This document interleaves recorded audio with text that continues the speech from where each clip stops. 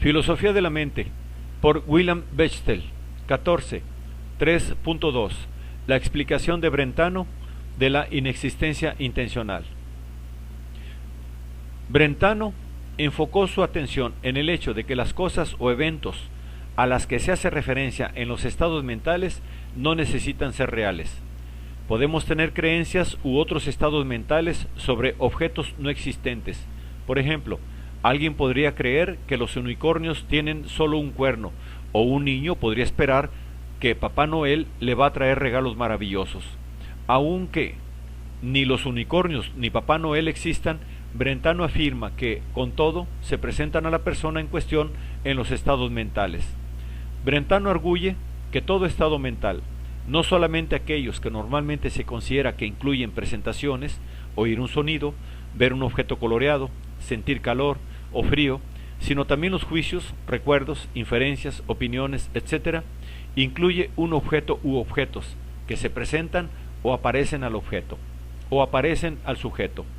Afirma también que el hecho de que los estados mentales incluyan tales presentaciones de cosas constituye su intencionalidad y es lo que los distingue de todos los fenómenos físicos. Todo fenómeno mental se caracteriza por lo que los escolásticos de la Edad Media llamaron la inexistencia intencional o mental de un objeto, y que podríamos llamar, aunque no de manera completamente ambigua, la referencia a un contenido, la dirección hacia un objeto, que no ha de entenderse aquí como significando una cosa o hacia una objetividad inmanente. Todo fenómeno mental incluye algo como objeto dentro de sí mismo, aunque no todos lo incluyen de la misma manera. En la presentación se presenta algo, en el juicio se afirma o se niega algo, en el amor es amado, en el odio odiado, en el deseo deseado y así sucesivamente. Esta inexistencia intencional es característica exclusivamente de los fenómenos mentales. Ningún fenómeno físico exhibe algo parecido a esto. Podemos, por tanto, definir los fenómenos mentales diciendo que son aquellos fenómenos que contienen un objeto intencional dentro de ellos mismos. Brentano, 1984-1973, página 88.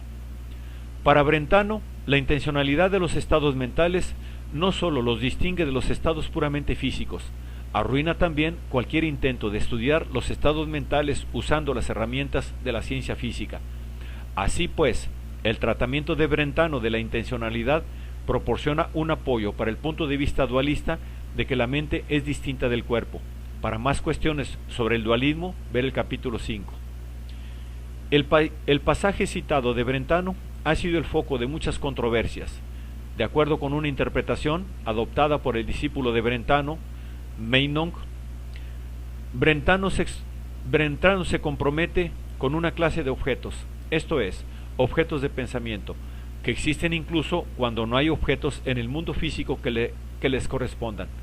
Así pues, cuando pienso en algo, por ejemplo, en el helado perfecto, tiene que haber un objeto particular hacia el que se dirige mi pensamiento. Pero, puesto que no hay ningún objeto real que encaje con esta descripción, el objeto de mi pensamiento tiene que ser un género peculiar de objeto mental. Para acomodar esta interpretación, Meinong introdujo una distinción entre el Sosein, el ser o subsistencia, de un objeto y su Sein, existencia. Los objetos que no existen efectivamente, como las montañas de oro o los cuadrados redondos, tienen con todo una subsistencia. Es la subsistencia del objeto lo que constituye el objeto intencional del pensamiento. Así, si digo del cuadrado redondo que es redondo, estoy hablando realmente del cuadrado redondo subsistente y no sobre ningún objeto real. Aunque esto proporciona una interpretación plausible del pasaje citado de Brentano, Brentano mismo la desautorizó de hecho, puesto que se dio cuenta de que llevaba a serios problemas. La dificultad fue expuesta claramente por Frege. En el capítulo anterior observamos que Frege, 1982, introdujo la distinción entre el sentido de una expresión y su referente. El sentido representaba el modo de presentación del objeto. Por ejemplo, caracterizaría los rasgos del objeto.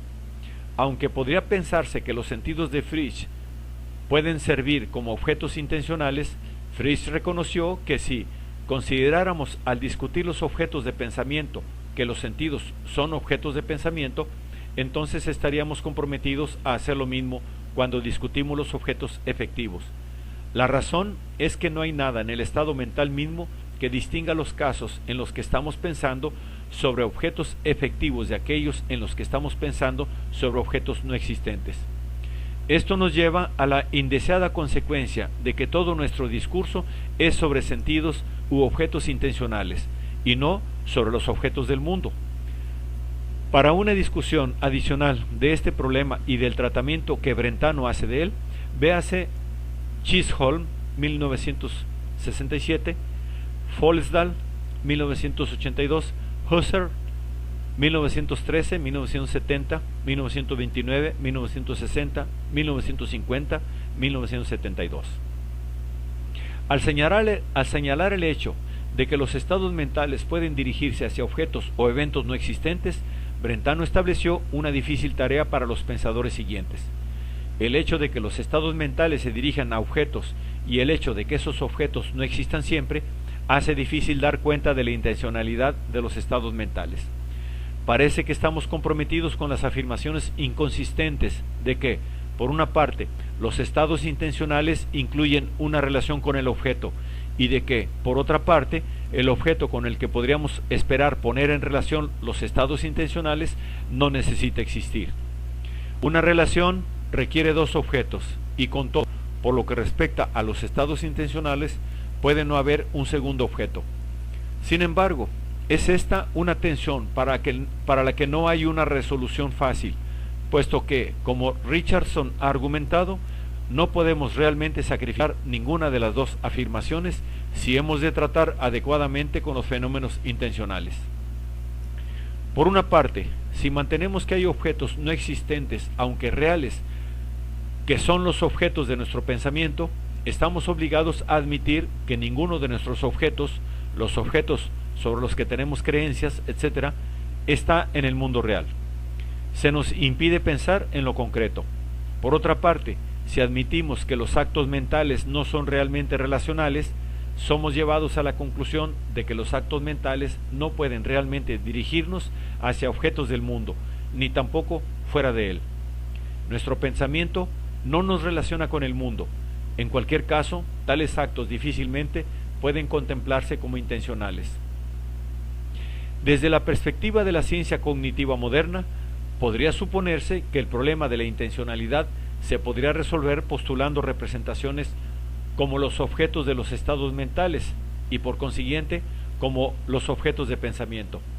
Aunque las representaciones, como se discute más tarde, pueden desempeñar un papel importante al explicar cómo es posible la intencionalidad, no pueden desempeñar el papel para el que Brentano parece estar postulando objetos intencionales. La razón puede apreciarse si nos concentramos en las creencias verídicas. En tales casos, queremos decir que nuestras creencias son sobre el objeto o estado de cosas efectivamente existente en el mundo.